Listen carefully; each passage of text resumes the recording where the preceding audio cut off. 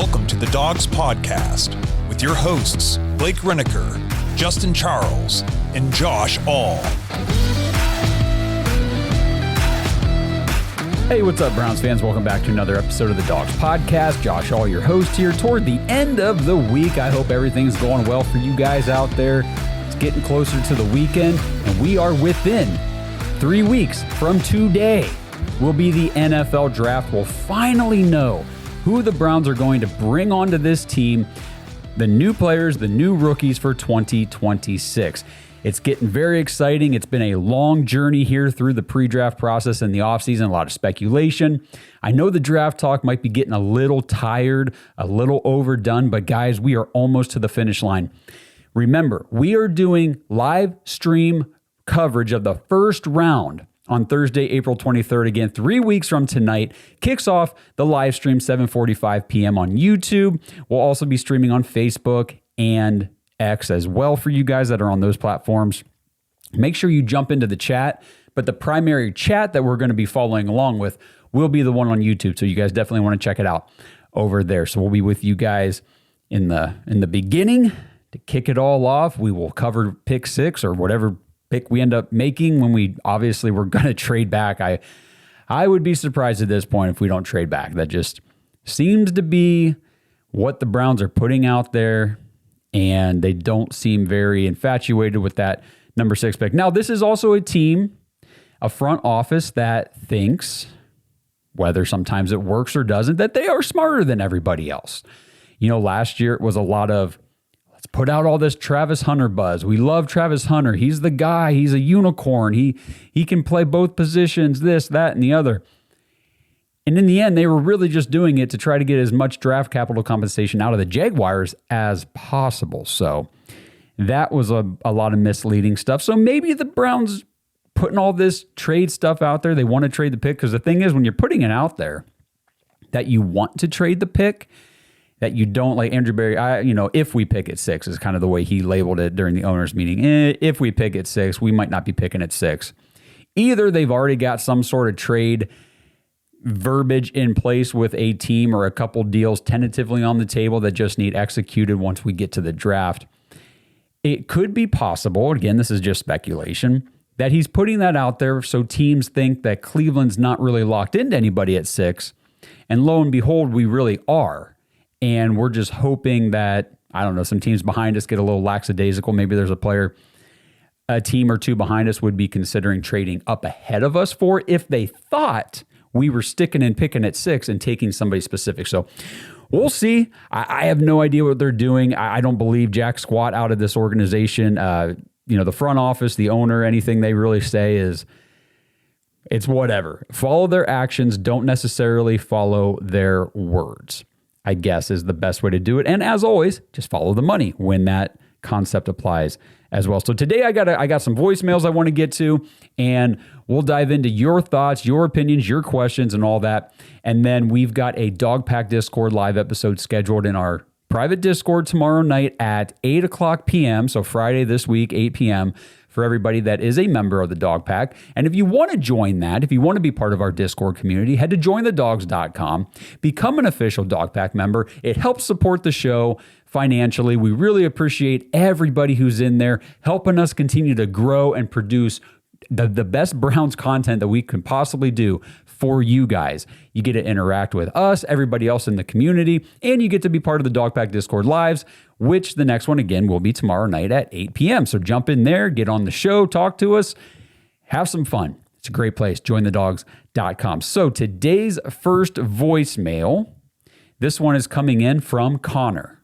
What's up, boys? I was just calling. I had a question, not about pick 6, but at pick 24. Now, if we take Carnell Tate at 6, this question's kind of irrelevant, but if we go the offensive tackle route at 6, I was just wondering what prospect you guys thought would be better, if it was Denzel Boston or Casey Concepcion. I'm really high on Boston. I mean, he's a red zone threat. He's 6'4". He had 11 touchdowns last year. So obviously I'm leaning higher towards him, but I just wanted your guys' thoughts and opinion on if that's the route we went. Go Dogs. Ooh. All right, Connor, thanks for the voicemail. Great to hear from you.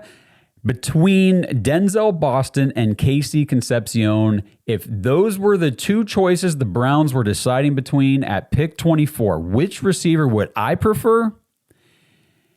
I would definitely prefer Casey Concepcion over Denzel Boston at 24. Okay, so these two prospects are definitely in that 20 range, the late first. Maybe they could be an early second round pick range for the wide receivers in this class. They're kind of in that group with Omar Cooper Jr. and, like I said, Denzel KC. And then, Jordan Tyson may even fall through the first round pending medicals and what teams think about his injury history. You're going to have a couple other guys that are going to be in the conversation in that early second round range as well. Chris Bell, another...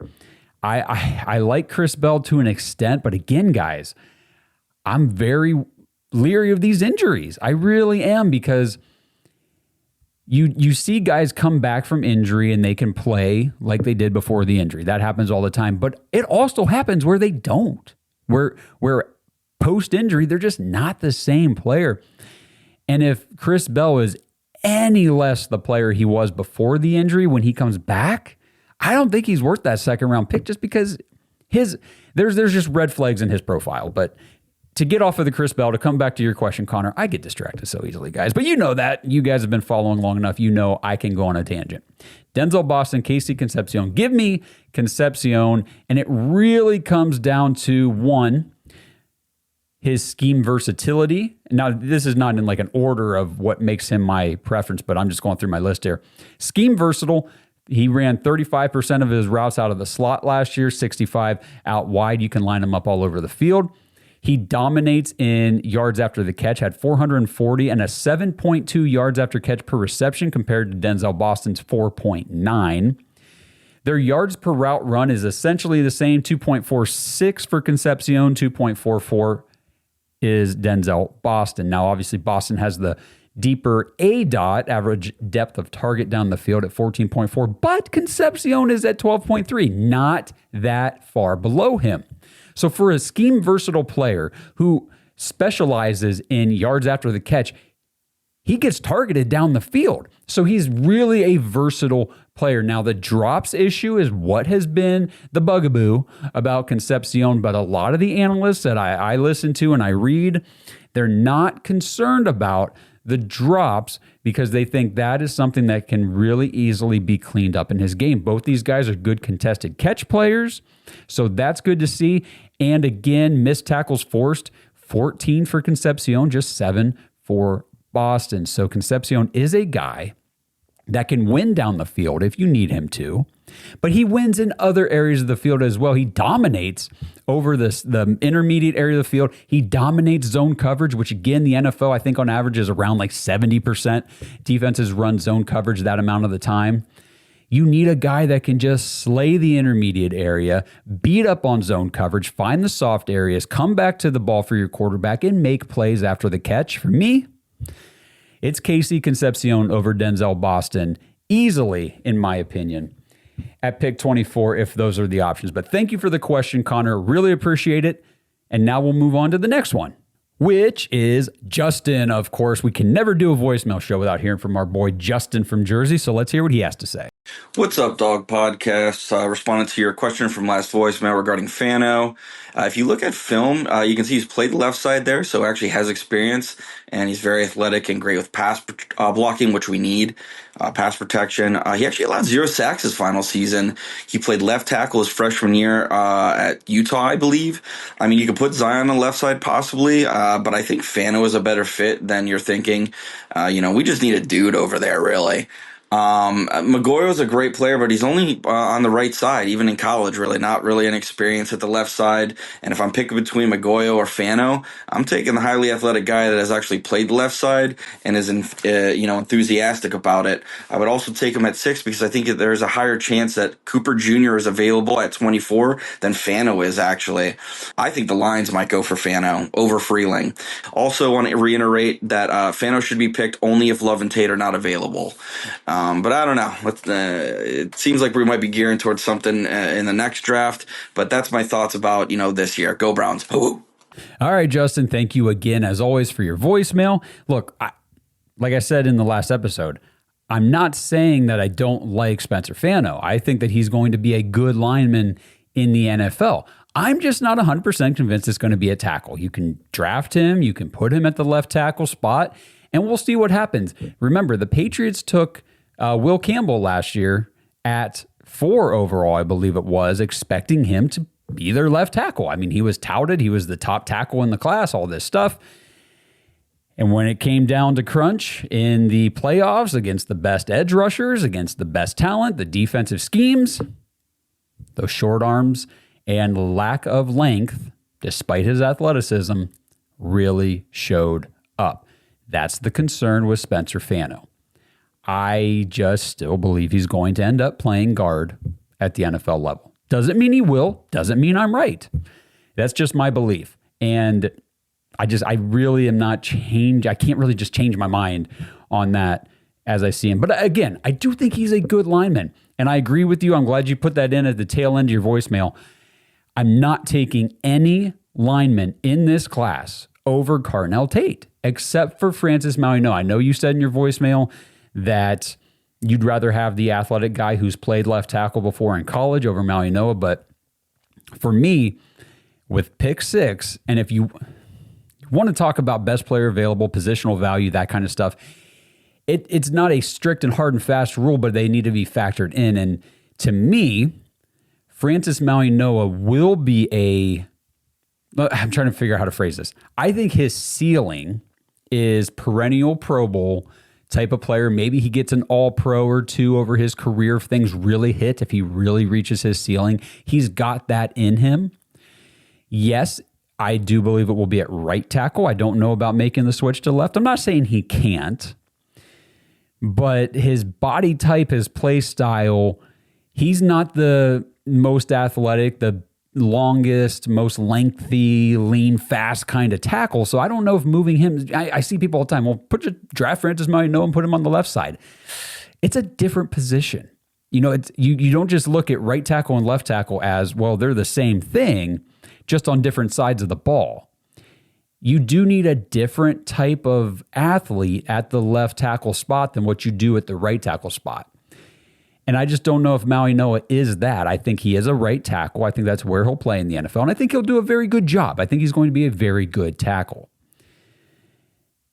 I just would not take anybody else on the line over Carnell Tate. So I'm with you on that one, Justin. I think that again, if the Browns pick at 6, we'll see what they do. Mary Kay Cabot today said she would take Ty Simpson at 6. So that kind of goes against, hey, how about we get some linemen? How about we get some receivers? Because we need them all for this offense. And she wants to take another quarterback, a developmental quarterback, which apparently a lot of these people were against taking developmental quarterbacks last year in the draft. But now all of a sudden this year they want to take one with pick 6. I don't know. Whatever.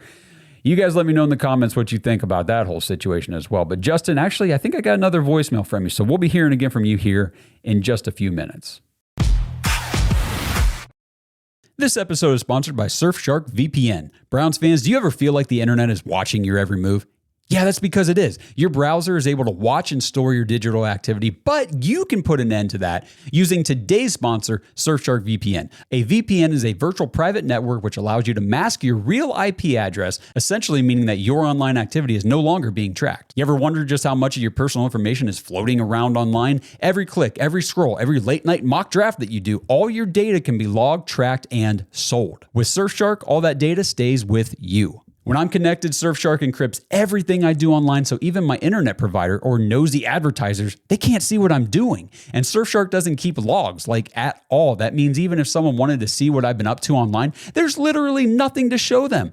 Now, some VPNs do keep records of your activity, which kind of defeats the point of privacy, right? Surfshark's strict no logs policy means they don't monitor, track, or store any of your browsing data. They also have an antivirus add-on. We tend to think viruses are just a laptop problem, but they can hit your phones, tablets, really anything electronic. That's why Surfshark Antivirus is such a smart add-on. It's built right into the app and it runs quietly in the background, protecting against malware, trojans, and all that other nasty stuff that can sneak in from downloads or dodgy sites. So start protecting your online identity today with Surfshark. You can try it right now with a risk-free 30-day money-back guarantee. Just go to surfshark.com/dogs, DAWGS, or use code DOGS at checkout to get 4 extra months of Surfshark VPN. Okay, the next voicemail on the slate today, our man, Brad Moneymaker. Hi, guys. It's Brad Moneymaker. Hey, somebody take the mic away from Jimmy Haslam, please, and stop letting him make accusations against us for Deshaun Watson, please. Please, please. Anyways, the draft is coming up, and I'm bored with how Josh is talking and saying that we probably should draft 2 wide receivers in the first round. I'm feeling that. Will it happen? I don't know. We'll see what Andrew Berry does for us and how much we might crash out during the draft. We'll see, but I look forward to seeing how draft goes, and I'm going to be there in Pittsburgh, be there with a couple other guys from the Dogs back, and we'll see how it goes. It's going to be a good time. Definitely going to have to drink up. So let's go Browns. All right, Brad. Yeah, I was not thrilled hearing the Jimmy Haslam comments over the weekend or earlier this week about Deshaun Watson. And I guess I need to go look at the actual transcript maybe of what he said, because I saw some things where Jimmy Haslam, did he actually say that Deshaun Watson could be a home run, or was that Mary Kay's interpretation of his comments? Because I kind of saw both things floating around on social media. Either way, whether he explicitly said Deshaun Watson could turn into or come from a swing and a miss last year at the owners' meeting to suddenly being a home run this year, that was what was at least, whether it was said, it was at least implied. And it's crazy. And I posted this on social media. Let me know what you guys think in the comments. How did Deshaun Watson go from being a swing and a miss to a home run without playing any football in between? The dude has not stepped foot on a football field in a game, taken a single snap in that time period between being a swing and a miss and being a home run now. What? The last time we saw him on the field, it was terrible. It was some of the worst quarterback play you're ever going to watch. Remember 2024? Remember the home opener against the Cowboys? Oh my Lord. You remember those games? It was terrible.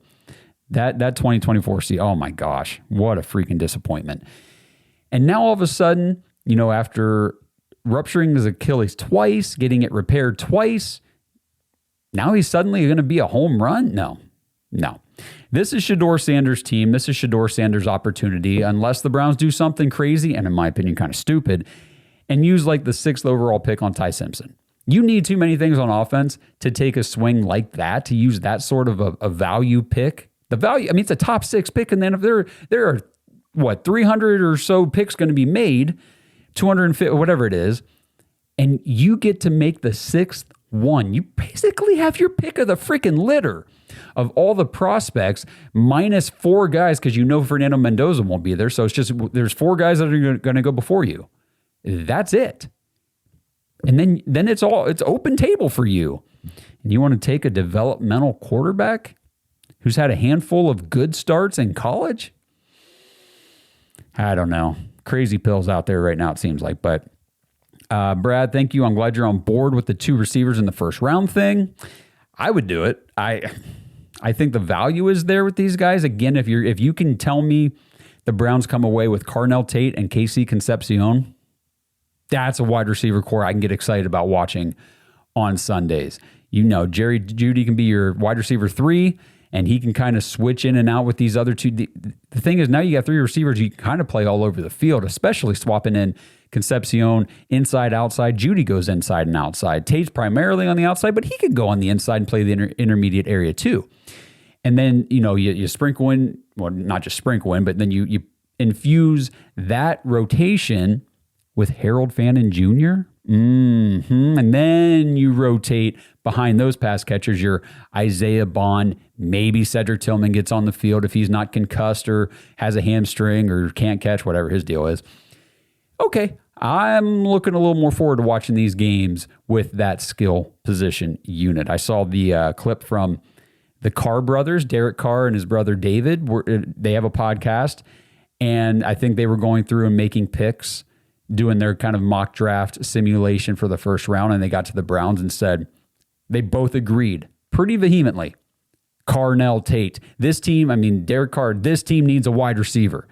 Yes, we do. If Andrew Berry passes on Carnell Tate at number 6 by either picking someone else or trading the pick and we end up not getting Tate. Now, if he trades back to, say, 9 with the Chiefs, for some reason, maybe Jeremiah Love does not go to Tennessee and he's on the board and the Chiefs are like, wow, we can still get him, but we got to get ahead of Washington.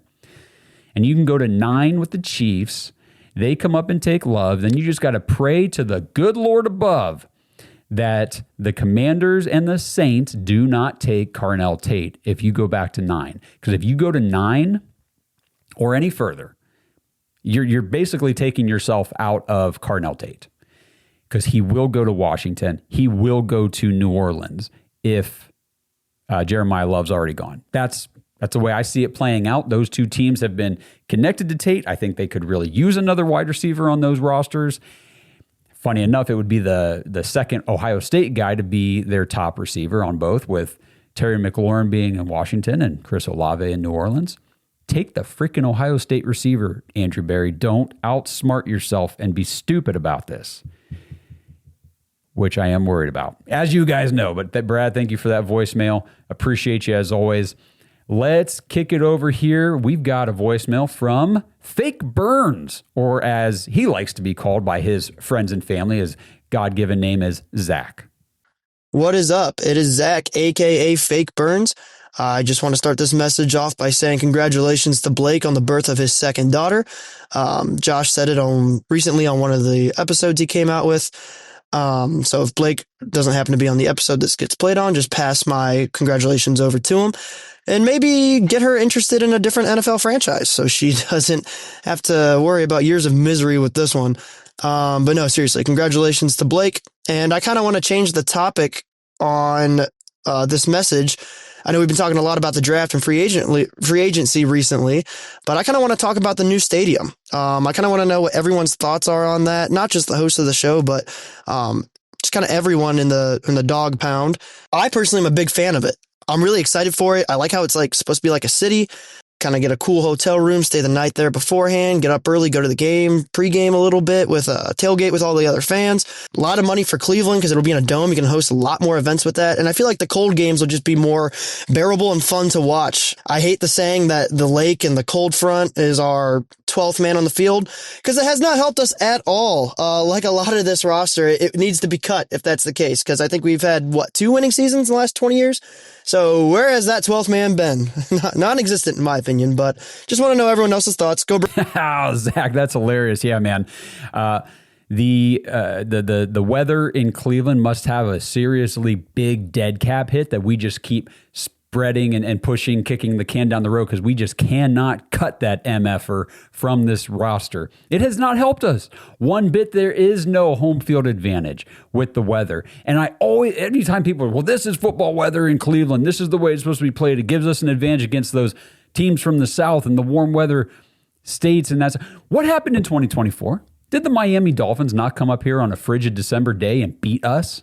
What happened back in 2022? Did the New Orleans Saints not come to Cleveland on the second coldest game in Cleveland Browns franchise history? It was like 4 degrees negative, God knows what, with the wind chill, and they beat us. Not only are they a South team, they're a freaking dome team. A dome team. Came up here and beat the cold weather advantage Cleveland Browns. No, thank you. Listen, guys, you know, this podcast, I don't think there's a single host on this show who's against the dome. Like you said, Zach, those cold weather games, forget them. Don't have to worry about it anymore. Is it going to rain? Is it going to be windy in this? Doesn't matter because it's going to be a controlled environment. You get to go watch the players that you love, the team that you follow, and you get to see the athletes perform at their highest level because there will be no weather factor taking anything away. I know there's people out there, a lot of old school guys and gals who think this is football weather. for me. And in this new age and era where a lot of things are driven by fantasy football and betting and things like that, not saying that should dictate the flow of the game, but there's so much money at the same time, and this plays into that as well. There's so much money paid to these athletes. I don't want to go watch, a $30 million a year wide receiver catch 2 passes for 14 yards in a game because it rained the whole damn time. That's no fun. I don't even want to sit on my couch and watch that. I don't want to watch a $60 million a year quarterback complete 11 passes for, 111 yards or whatever because it was a snow game. I don't want that. That's not fun to me. And that's just my personal opinion. There are people that are going to listen to this and watch this episode and say, you're an idiot. And that's fine. There are definitely both sides of the coin on this stadium topic. And what it really boils down to for me personally, and I have no problem admitting this whatsoever. I will tell anybody who asks if I want to go to a game in November or December and sometimes even October. I say no. You know why? I'm a pussy. I am. I'm just going to call it what it is. There's no denying it. I am a weather pussy. When it is cold outside, no freaking thank you. My fingers and my toes are the first things to go, and they go in the first couple minutes, and then I am screwed the rest of the time. I can never stay warm. I am cold enough as it is, just my normal state. I do not have great blood circulation. I am a pussy. I do not like to be in the cold. I do not like to be in the rain. I will stay at home. I will watch it on my couch, and I will bitch and moan on Twitter about the weather affecting the performance of my players. That's just the way it goes. I am excited to see the development in the area. I'm excited to see the restaurants, the bars, the shops, just whatever they develop in that area. Like you said, it's going to be like a small city. It's a much larger scale of what the Pro Football Hall of Fame did in Canton, Ohio. Now, we're just right down the road from Canton, grew up right around the area, so I've driven past the Hall of Fame sometimes every single day on my way to this place or that place. I've been to the Hall of Fame for my previous job. One of my jobs was customer entertainment, and when we would have people come to our facility and do trainings and host customer events, we would do that, at minimum 10 times a year. And every single time we would take those customers to the Hall of Fame. So I've been there hundreds of times over the last 10, 15 years.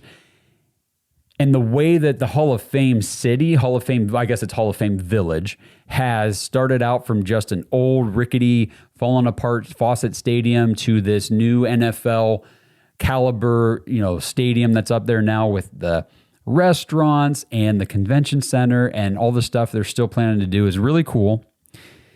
And that's how I envision the Cleveland Browns, the Brook Park development being, but on a much larger scale. So I am excited about it, Zach. I really am. I'm not excited about the product on the field. I don't really know what direction they're going yet. We got to see how things play out here in this offseason with the draft. Let's see what 2026 looks like. And if they end up taking a quarterback, Tyson, or if they're gearing toward a quarterback in 2027, we'll get a better idea of what this team might look like in 2029 or 30 or whenever it actually gets completed up there. But the actual stadium experience, I'm very excited for, because these new NFL domes, these new NFL stadiums, they're really cool. They're really, really nice. I think it's going to be awesome that there's going to be the open, the glass ceiling. You can just... It's not really, it's enclosed, but it's open. You can still see the weather, experience what it's doing outside, sunny, cloudy, rainy, snow, whatever, without having to endure the actual elements. And then there's the fact that the dog pound, the one thing I'm super excited for, and I think a lot of you guys, if you don't really know the features, the proposed features of the new stadium, go check them out. One of the things is the dog pound is from the field.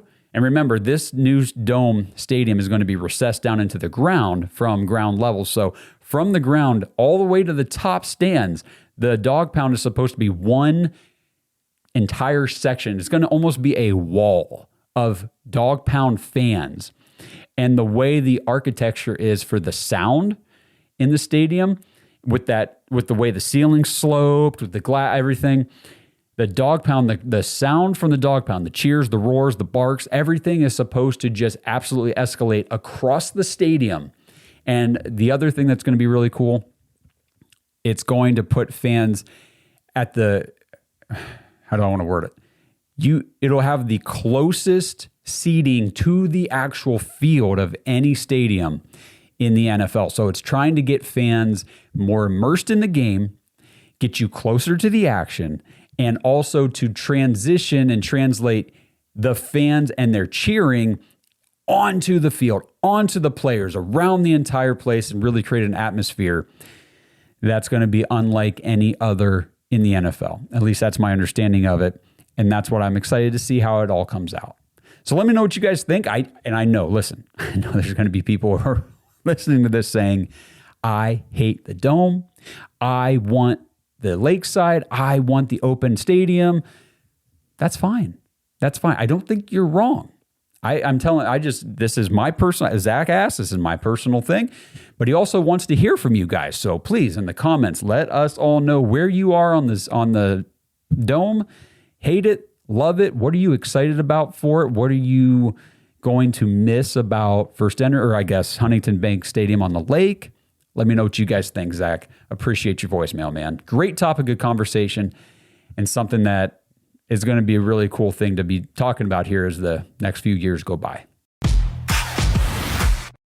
This episode is partnered with Kalshi. Browns fans, are you ready to put your money where your predictions are? With Kalshi, America's #1 regulated prediction market, you can legally trade on events that actually matter to you. And the best part is you don't need to predict specific stat lines and compile a 7-leg parlay just to win big. With Kalshi, the objective is either yes or no.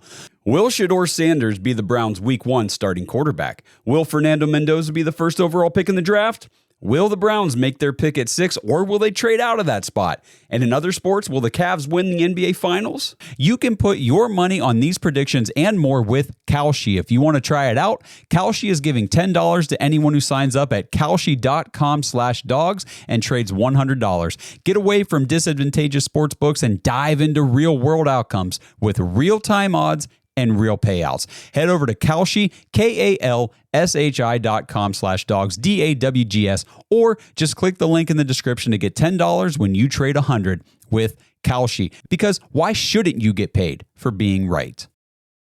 Since 1989, Mount Hope Fence has set the standard in outdoor living. From decks and railings to fences and patios, we've got you covered. Our lineup features top brands like TimberTech, AlumaGuard, Preferred Railing, and Unilock, along with our own premium Duralux vinyl products. For over 30 years, we've partnered with contractors ensuring reliable job site delivery. Discover quality and excellence in all things outdoors with Mount Hope Fence.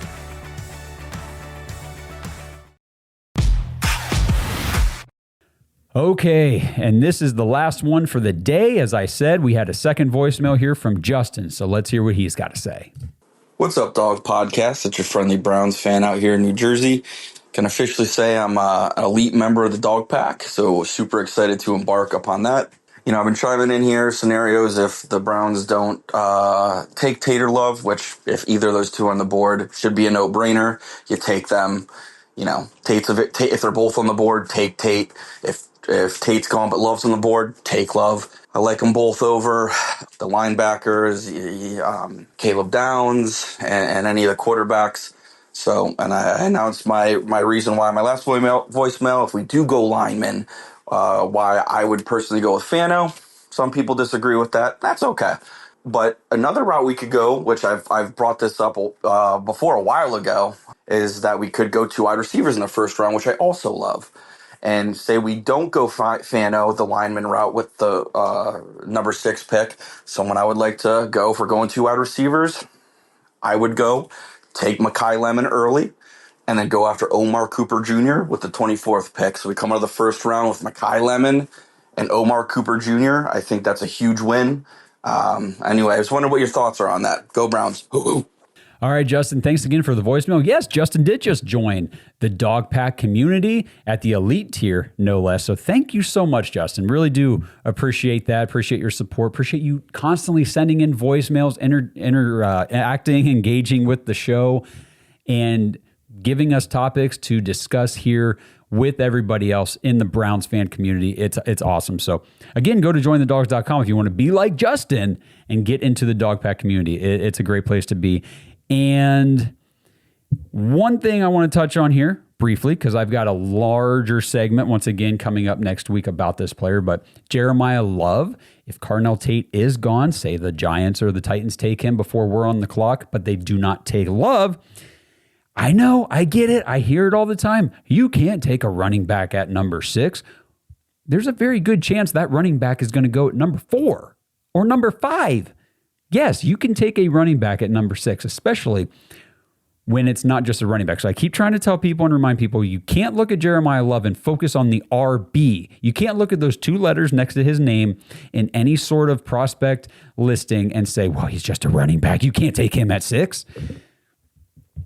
The dude is an elite offensive playmaker. He is a weapon, an overall, all-around weapon. And he is a player that can break a game wide open on any given play. And I keep trying to tell people, Jeremiah Love is the player that, as a Browns fan, you watch other games. We all do. You watch other games, and you see these elite playmakers do something awesome for their offense. Make it just a ridiculous play.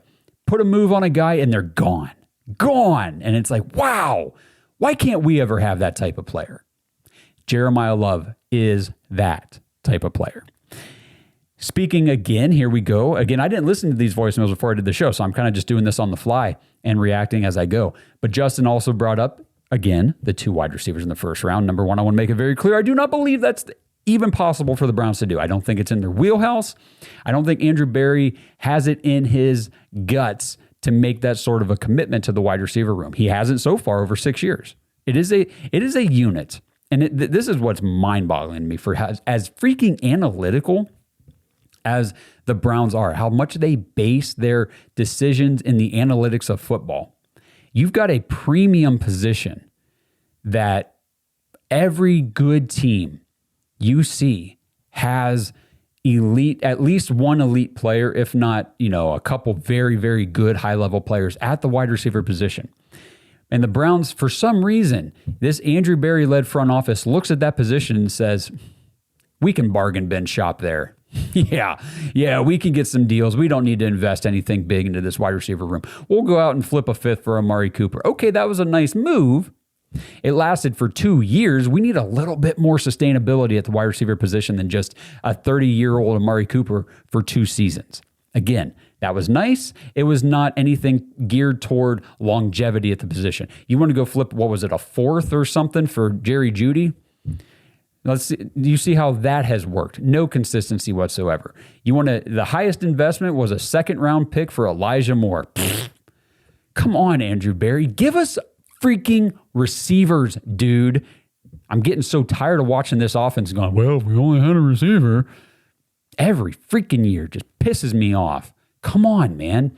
And to go to Justin's question here before I get too irate about the state of that room, if you took Mekhi Lemon early, I struggle here. I bounce back and forth. I've been like this entire draft season. No matter what, I'm good with Tate at 6. Like, that's what I want. I think he's that guy to take at 6. Mekhi Lemon, I think, is a dog. I think he's a dude. I think he's going to be a very good NFL wide receiver. He's the guy I'd like to trade back a little bit, maybe get a little extra capital and still be able to land. That's how I see Mekhi Lemon. Clearly a first-round talent, clearly a top 15 talent, but not somebody I'm willing to take at 6, especially over like a Carnell Tate or a Jeremiah Love. And if you did take Mekhi Lemon, I don't know if I would take Omar Cooper Jr. They do a lot of the same stuff. Their specialties are both in the slot.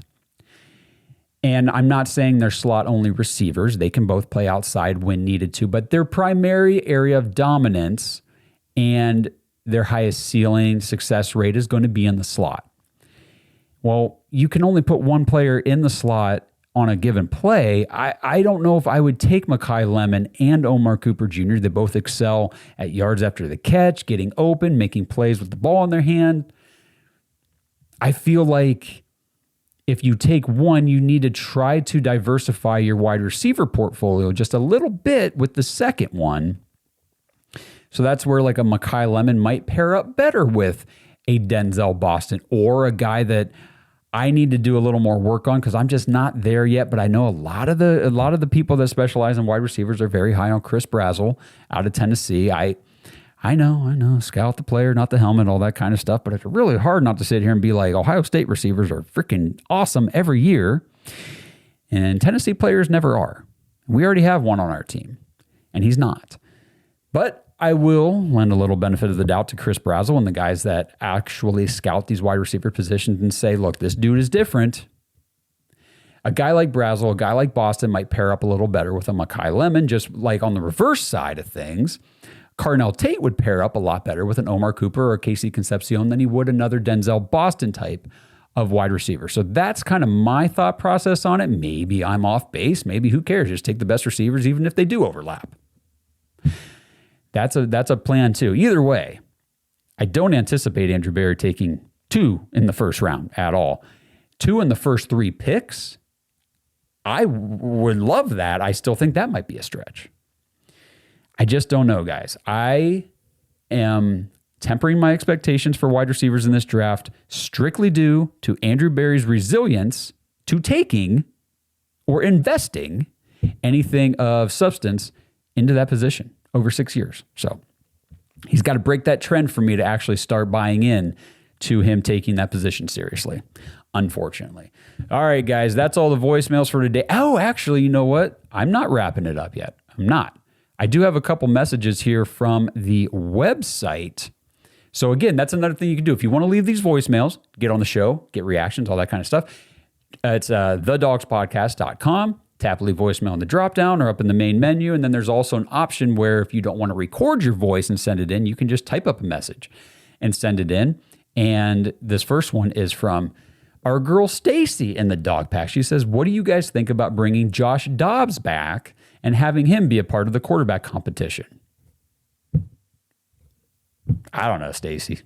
It's Josh Dobbs. You know, if you bring Josh Dobbs back, I don't think he's part of the competition, as it were. I think he's your practice squad emergency quarterback. That is Josh Dobbs in the NFL. You can use him as your main backup if you need to, but I still wouldn't prefer it. I think he's a good NFL quarterback to have on your roster in the case of emergency. That's where I am with Josh Dobbs. Obviously, he's been here before. That was part of a different coaching regime. I don't know how Todd Monken and his guys are going to feel about a player like Josh Dobbs. He's obviously familiar with the organization. I wouldn't hate it. I think the Browns need to add somebody back in, but Andrew Berry has also said if they bring another quarterback, it's most likely going to be a younger player, whether that's another wasted mid-round pick on a quarterback that's just going to be your QB3 and it's a wasted pick anyway, or a guy that they're going to trade for from another team right before camp or something like that. I think it's going to be a younger player. So Josh Dobbs, I like the player, but for me, he's a take him or leave him kind of guy. I don't think he really moves the needle in any direction for the Browns at the quarterback position. Then finally, to wrap things up, Kane sent us a mock draft. I haven't even looked at this yet, so this is truly just live reaction here. He says, what's up, dogs? Getting all my mock drafts in, decided to do a mock draft with whoever was at the top of the mock database when it came around to each Browns pick. Okay, so you didn't even... I see what you're doing here, Kane. So you didn't consider anything other than who was the top player on the board at each pick, and boom, you picked that guy for the Browns. So I'm interested to see how this goes. I'm not even looking through the list yet. He says, no trades, Browns' current positions, and this is how it went. Okay, here we go. Again, I've not looked at this yet, so this is going to be fun. Pick 6, top of the board, Browns take David Bailey, edge rusher out of Texas Tech. Might be the best edge rusher in the class. I'll do a segment on him next week for you guys. Pick 24, Jordan Tyson. He says in parentheses here, first time Tyson has ever fallen this low when I've done a mock draft. So we go David Bailey, get an edge rusher, and we get Jordan Tyson anyway at pick 24. Pick 39 is Blake Miller. So we still get in my opinion, one of the top offensive tackles in the class.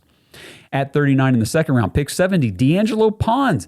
I think that if this is how the draft goes, I'd be pumped. I know, guys. Edge rusher at 6, maybe not. Depends on what they decide they want to do with Myles Garrett after June. We'll see how that goes. But seriously, Bailey, he's going to be a very good player in the NFL. Jordan Tyson, Blake Miller, D'Angelo Pons, and then pick 107 is Ted frickin' Hurst.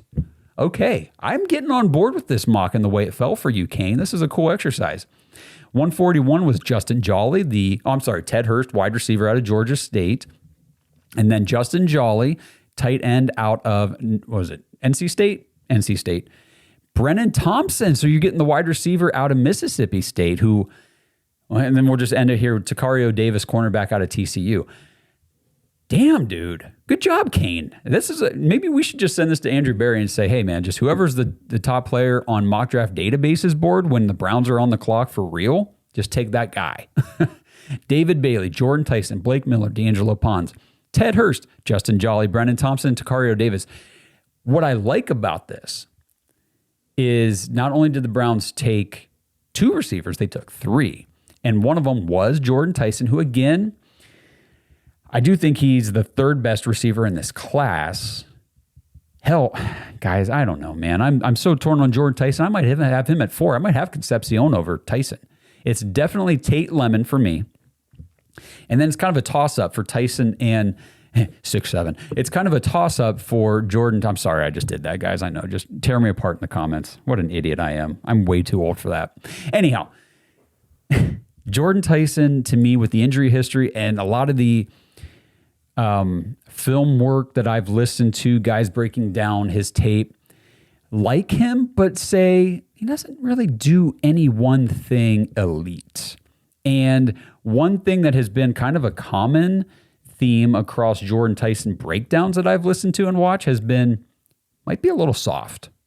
He's kind of a soft player.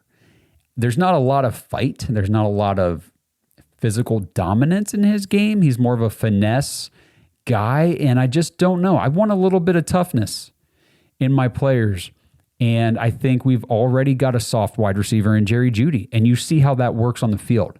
There's really no dog. There's really no fight. It's kind of, if it's there, it's great. If it's not, it's bad. And that's my fear with Jordan Tyson on top of the injury stuff. But anyway, then you get Ted Hurst and you get Brennan Thompson, a guy that I haven't really talked about much on this show. He's a small receiver. I think he's only like 5'8", 5'9".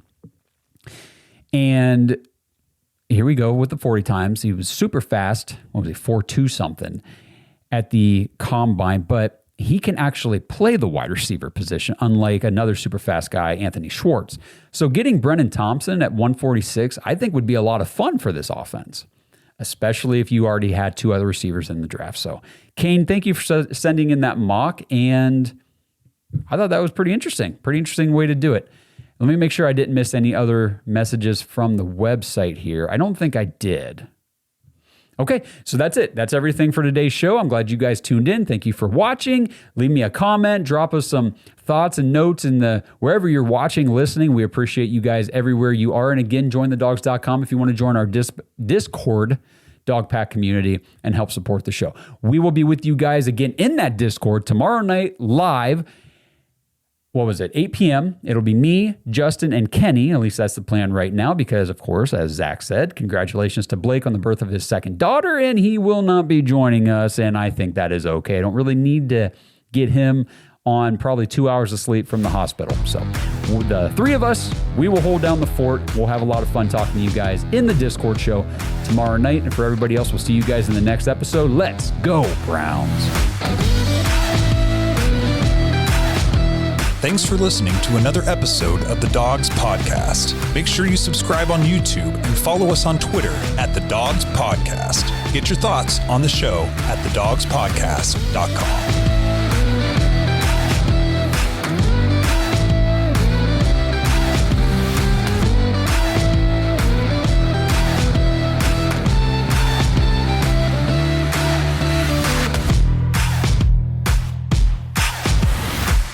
This episode is sponsored by ISSA. Browns fans, if you're into health and fitness, have you ever wondered how you could maybe turn those hobbies and your passion into an actual career? If that sounds interesting to you, then ISSA has the opportunity you've been looking for. ISSA is the International Sports Science Association, and they can help you become a certified personal trainer in as little as 3 months. And right now you can get $100 off your certification when you sign up through our link, joinissa.com/dogs, DAWGS. Now, certifications are 100% online, self-study, and self-paced. You can study anywhere from your phone, tablet, or computer. And the final exam is open note, open book, aka piece of cake.